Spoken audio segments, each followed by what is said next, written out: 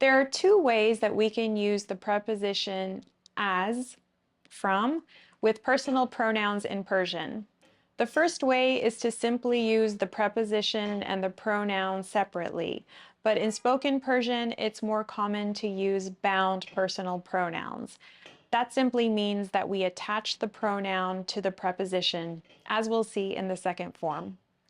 Separately, as man, or the bound form, azam, as to, azat, از او ازش از ما ازمون از شما ازتون از آنها ازشون.